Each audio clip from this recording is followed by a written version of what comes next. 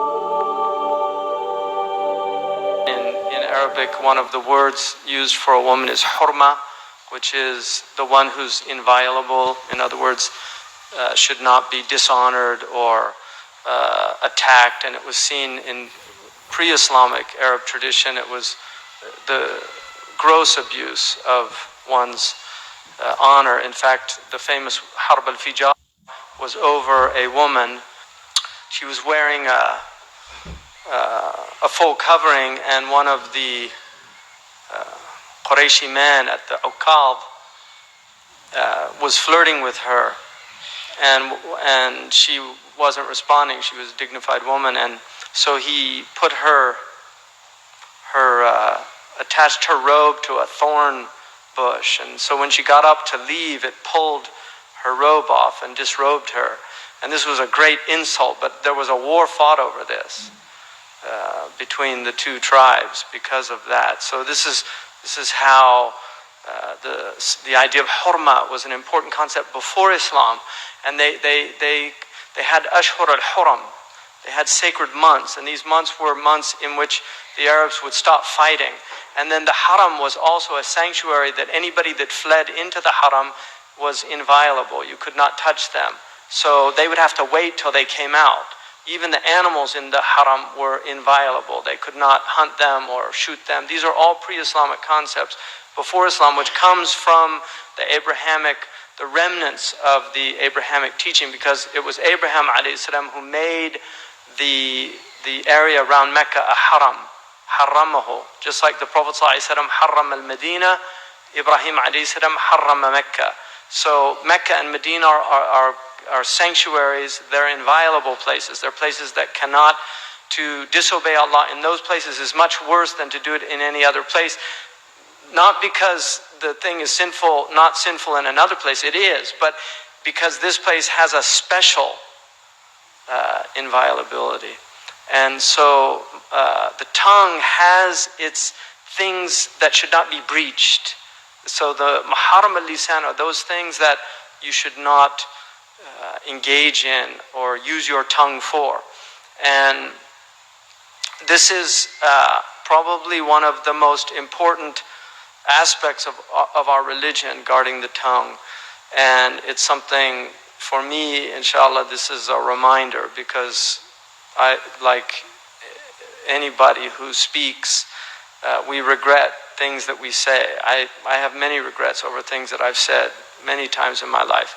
In fact, there's probably a day doesn't go by that I regret saying something. And this is why some people, and I've told this story before, but for people that haven't heard it, I met a Mauritanian many years ago when I was first arrived in Mauritania, and he spoke slower than anybody I've ever seen.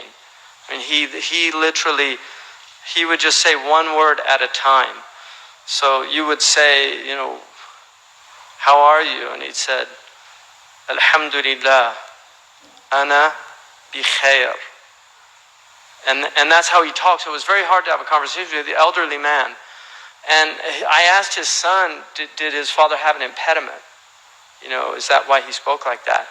And he said that his father, since he was a young man, made a nadar that he would never say a word until he thought about how he would justify it in front of Allah on the Day of Judgment. And so I actually met a human being that was doing this practice. And we know the story, Ibn Mubarak, even though it's told in the books of adab about the woman who only spoke from the Quran. And some of the ulama ta'ana for riwayah, but the meaning is an interesting meaning, that these people were very concerned about what they said. In the Iliad, if you look at the Iliad, one of the things that Achilles says that he hates most in a man who what he says on his tongue is different from what's in his heart.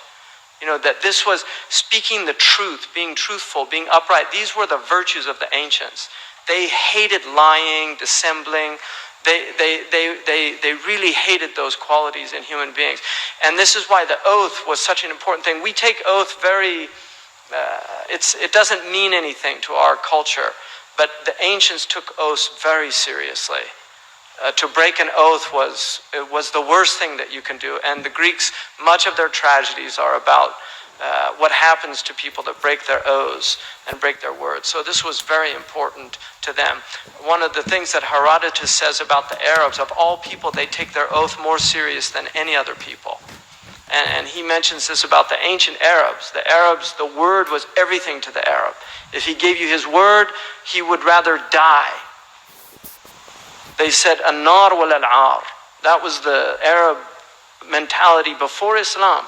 I would rather burn than dishonor myself. And the easiest way to dishonor oneself was with the tongue. And this is why. So I want to look at a hadith. It's one of the foundational hadiths of Islam that is from Mu'adh ibn Jabal radiyallahu ta'ala anhu, one of the great Sahaba. He was one of the people that had written the entire Quran, very close to the Prophet ﷺ. There are many beautiful hadiths about him. He was one of the ulama of the Sahaba. He was sent with Imam Ali to Yemen. He was brilliant. He loved the Prophet ﷺ, and the Prophet ﷺ loved him. In fact, the hadith about to say after every prayer, Allahumma a'inni ala dhikrika wa shukrika wa husni ibadatika. Mu'adh radiallahu anhu, he said, Allahumma inni uhibbuka, and this is a musalsal. So he was the one that, hadith musalsal is a hadith in which in each transmission something is done that that was done in the previous one. So you have al-musalsal bil-awwaliyah, which is the first hadith that you hear. So when it's transmitted, وَأَوَّلُ حَدِيثٍ سَمِعْتُ مِنْهُ, and that's how the musalsal al-awwaliyah, or the musalsal bil-qabdi ala dhaqana wal-lahya, grabbing onto the lahya, musalsal bi surat al-sab. So the musalsal of saying Allahumma inni uhibbuka, each sheikh would say that to them, and then he would say that the Prophet ﷺ told him that he loved him, and told him to say that after every prayer. And so he relates this hadith. He said, قال قلت يا رسول الله أخبرني بعمل يدخلني الجنة. Tell me about an action that will cause me to enter paradise. ويباعدني عن النار, and it will distance me from hell. This is one of the geniuses of the Sahaba is that they asked for, if you look at the questions of the Sahaba, and it would be worth getting a whole book of all the questions the Sahaba asked. That would be a really useful thing to do, because the Sahaba asked amazing questions. But this is a question, it's a perfect question. Tell me what will cause me to enter paradise and prevent me from going to hell. So if you look at it, the positive and the negative. Tell me what is all the good things, because those are going to get you into paradise, and I want to know what those things that are going to get me into hell. So he's really asking him at the essence. And this is why the Prophet ﷺ said, قَالَ لَقَدْ سَأَلْتَ عَنْ عَظِيمٍ. You have asked something vast. This is a vast thing, because this is about the human condition. What you're asking about is your eternal fate. How do you make sure that your life is lived in a way that will be felicitous for eternity and avoid wretchedness for eternity? That's what he's asking about. وَإِنَّهُ لَيَسِيرٌ عَلَى مَنْ يَسَّرَهُ اللَّهُ عَلَيْهِ. And this is an easy thing for the one who Allah subhanahu wa ta'ala facilitates. كُلُّكُمْ مُيَسَّرٌ لِمَا خُلِقَ لَهُ. It's an easy thing. The Prophet ﷺ is saying that he says it's azim, and then he says it's yasir, for the one that Allah gives you taysir. Yeah, Allah is the muyassir, So this is what he says. And then he says, تَعْبُدُ اللَّهَ لَا تُشْرِكُ بِهِ شَيْئًا. This is the first thing. Worship Allah, don't associate with Him anything. Ibadah and no shirk. And that first statement is the foundation of what will get you into paradise and what will avoid hell. And the first commandment in the Quran, in the historical, in the linear passages of the Quran, beginning with Fatiha, ending with Nas, the first command, Ya ayyuhan nas, a'budu rabbakum. Worship your Lord. The first commandment is ibadah. The second commandment, the second is a prohibition, وَلَا تَجْعَلُوا لِلَّهِ أَنْدَادًا. And don't associate with God anything. Don't commit shirk. So the first commandment from Allah is ibadah. The first prohibition is the prohibition of shirk. And this is what he's saying. تَعْبُدُ اللَّهَ وَلَا تُشْرِكُ بِهِ شَيْئًا. That you worship Allah subhanahu wa ta'ala and you don't associate with Him anything. وَتُقِيمُ الصَّلَاةِ. And that you establish prayer.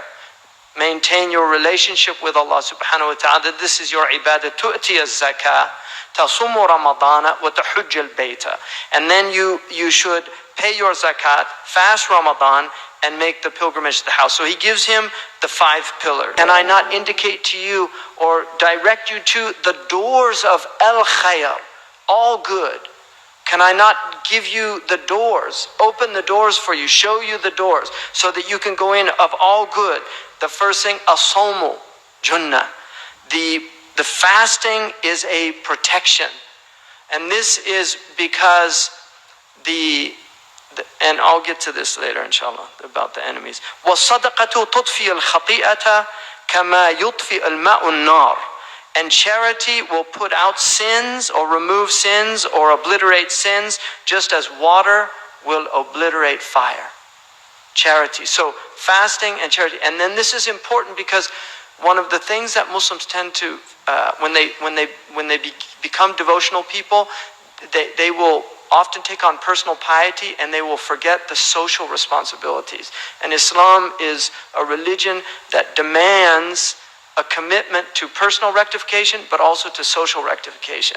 You cannot, and this is why the Prophet is indicating first, Sawm, rectify your soul, and then rectify the society, help the society go out.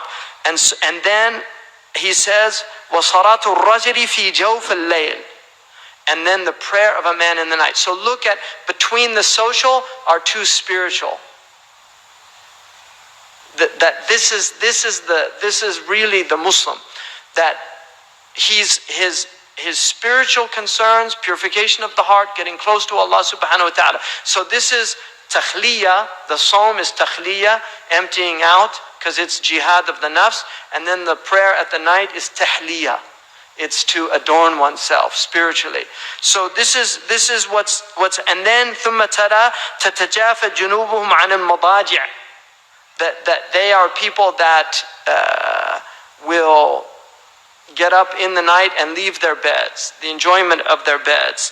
And this is from Surah As-Sajdah. ثم ترى تتجافى جنوبهم عن المضاجع حتى بلغ يعملون. Allah subhanahu wa ta'ala says يدعون ربهم خوفا وطمعا ومما رزقناهم ينفقون. They call on their Lord and then they also give out from what we have given them, right? And this is what Allah subhanahu wa ta'ala says. يدعون ربهم خوفا وطمعا ومما رزقناهم ينفقون فلا تعلم نفس ما أخفي لهم. Then the soul does not know what's been hidden for them, right? من قرة أعين, from all of these delights. جزاء بما كانوا يعملون. And these are rewards for their actions. And there's an explanation for that, but Dr. Omar will cover that about actions, I'm sure, in the Aqidah class, so I'm not going to go into that. And then he says, sallallahu alayhi wa sallam, ثُمَّ قال ألا أخبرك برأس الأمر وعموده وذروة سنامه or ذروة سنامه. Should I tell you what the رأس الأمر is? What the head of this matter is, what's at the foundation of it, and what is its pillar, what will hold it up, and what is its acme, what's the pinnacle of this. And then he says, sallallahu alayhi wa sallam, Mu'az says, قُلْتُ بَلَا يَا رَسُولَ اللَّهِ, indeed, tell me. And then he says, قَالَ رَأْسُ الْأَمْرِ الْإِسْلَامِ. The Ra's al-Amr is Islam. It's a state of submission to Allah subhanahu wa ta'ala, and also it could be understood to be a comprehensive term of what Allah has given us. Inna deen and Allah Islam, the deen with Allah's Islam.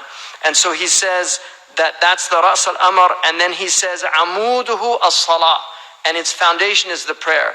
The Prophet ﷺ said, Al-ahdu bayni wa baynukum as-salah, faman taraka faqad kafar. The covenant between me and you is the prayer. If you leave the prayer, you've gone into a state of disbelief. In other words, you've broken the covenant. The ulama clarify that to mean if you do it rejecting it. So if a Muslim leaves the prayer, according to the dominant opinion, if he leaves the prayer, but he doesn't leave it believing that it's not obligatory on him. He leaves it out of laziness or heedlessness, something like that, but he still believes it's a condition binding on him, then he's still in Islam, according to the three. Imam Ahmad says even that he's out of Islam, but the dominant opinion is not. And so then he says, وَذُرْوَةُ سَنَامِهِ الْجِهَادِ, that really the acme of this is this struggle. And jihad means defending the lands of the Muslims. It means all of the other things. There's jihad al-asghar wal-akbar. And that division is absolutely sound division, recognized by all of the ulama. This idea, because the hadith is weak, رَجَعْنَا مِنَ الْجِهَادِ الْأَصْغَرِ إِلَى الْجِهَادِ الْأَكْبَرِ, that hadith, the meaning is sound. And the ulama have always accepted that the greater jihad is the jihad of the self or the soul, and the lesser jihad is the jihad of the enemy. So the inward enemies, the four inward, inshallah we'll get to that, the four inward enemies, and if you conquer those inward enemies, the outward enemies are nothing. They're nothing. But the inward enemies are the real enemies of the human being. And then he says, ثُمَّ قَالَ أَلَا أُخْبِرُكَ بِمِلَاكِ ذَلِكَ كُلِّهِ, can I tell you how to get all of this? Do you want to know how you can get all of this? I mean, this is an amazing statement. Do you want to know how you can obtain all of that? And then he says, sallallahu alayhi wa sallam, فَأَخَذَ بِلِسَانِهِ, sallallahu alayhi wa sallam. That blessed tongue that had all those meanings that flowed from it and all that wisdom. He took his tongue.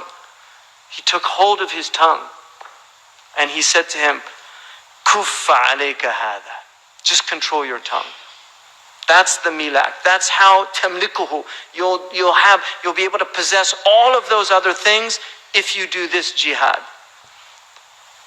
And then Qudsu, Ya Nabi Allah, he's amazed, right? Mu'adh, Ya Nabi Allah, wa inna lamu'akhaduna bima natakallamu bihi. Are we going to be taken to account for what we're talking? Because the Arabs, to them, speech was not action. Their understanding was a man could have words, but he had to be a man of deeds. And the Ayyam al-Arab are all about deeds. The words glorified the deeds. Right? Their poetry was glorification of deeds. And so he's saying, are we going to be taken to account for what we say? And then he says, فَقَالَ ثَكِلَتْكَ أُمُّكَ. Right? And this is an Arab idiom that, even though it literally means like your mother is weeping over you as if you've died, but it's a hyperbole to say, you're really missing the point here, And he said, ثَكِلَتْكَ أُمُّكَ وَهَلْ يَكُبَّ النَّاسَ فِي النَّارِ عَلَى وُجُوهِهِمْ أَوْ قَالَ عَلَى مَنَاخِرِهِمْ إِلَّا حَصَائِدُ أَلْسِنَتِهِمْ. Will people be dragged in the hell on their faces, or he said on their noses, by other than the harvest of their tongues? So that hadith should be enough to tell you the importance of the tongue. I don't think you need anything else. But there are many books that have been written about it. Imam al-Ghazali radiyallahu anhu deals with the tongue. He has a whole chapter that deals with this. So this Muharram al-Lisan is written by a great Mauritanian scholar. And one of the things I'll just say quickly about Mauritania. Mauritania is an interesting place for this time, because Mauritania is one of the last places where a pre-modern Islam has been preserved. It has it has some limitations, undeniably. The Mauritanian tradition is a Bedouin tradition, which is very rare.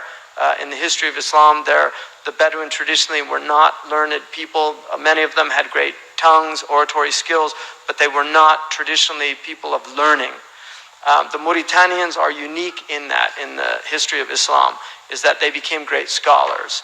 And there are certain clans in the Mauritanian region that took it upon themselves to preserve knowledge, and they're called Morabitun. And the ribat is the fortress that you guard the thughur, or the boundaries of Islam, the borders of Islam against the enemies. These were scholars that guarded the Darul Islam of knowledge against the boundaries, the borders of ignorance, so that ignorance would not encroach upon the Muslims. They took it upon themselves to learn. And one of their gifts, because Allah gives different gifts to different people, one of their gifts is their real genius is in their skills of summation. They were great abridgers. They took vast amounts of knowledge, and because they're Bedouin people, they can't carry lots of books. And so they memorized everything, and most of their learning was in didactic poems. They would versify books. Whole books were versified by these people, and they're very good at poetry. And so they took poems and they made didactic poems, and this is one of the poems.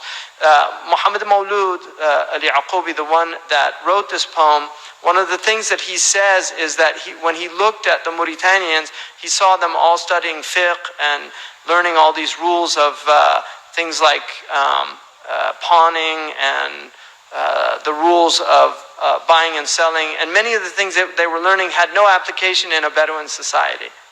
And he said, and many of these things were to the neglect of their own spiritual development. And so he wrote books. Even though he wrote some great books, Al-Kafaf is one of his books in fiqh. It's a great book of Maliki fiqh. But he wrote, many of his books were dealing with the spiritual problems because he felt that the real problems in society were spiritual problems. One of the things that you will see in the hadith of إِنَّ الْحَلَالَ بَيِّنٌ وَإِنَّ الْحَرَامَ بَيِّنٌ وَبَيْنَهُمَا أُمُورٌ مُشْتَبِهَاتٌ لَا يَعْلَمُهُنَّ كَثِيرٌ مِنَ النَّاسِ, meaning only the ulama know them.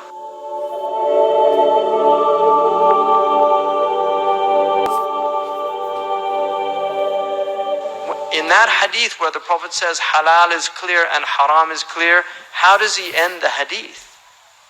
When he talks about the hima, and he ends the hadith by talking about the heart. You see, inna fil jasadi mudgha idha salahat salaha al jasadu kulluhu. You see, in other words, you can have all the rules, but if you don't have a sound heart, the rules become they don't work. They don't work. The Egyptian constitution says that the president of Egypt can only take the salary allotted to him by the state. He cannot take any inurement. In America, when we were in the United States, Shaykh Abdullah bin Bayya, he was visited by some people from the White House, and they were seeking his advice about some things from Obama's administration. And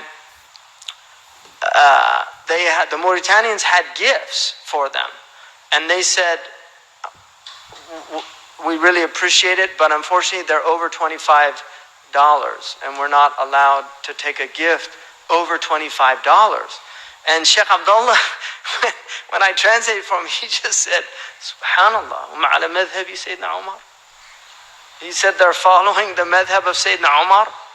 I mean, it really shocked him to see that they were practicing this. And then, not to say there's plenty of corruption in America, but that principle is there for a reason, to protect a state from the problem of bribery and corruption. So you can have, in the Egyptian constitution, it says, the president can't take any money except his allotted salary that he's given. During that time, he can't have business, he can't do anything, because he's president, right? That didn't stop the president of Egypt from, according to CNN, taking $70 billion. I mean, that's probably a gross exaggeration, but it's in the billions, right? I mean, give or take 10 or 15, right? So that is the point, that you can have all the rules that you want if you don't have a sound heart. If you don't have something internally that is telling you not to do this because it's wrong, then you will do things that are wrong when you get the opportunity. They call it opportunity crime. In fact, in England, they just did a study and they were very shocked by the results of the study. They found that most of the crimes of juveniles were actually committed by 3% of the juvenile population.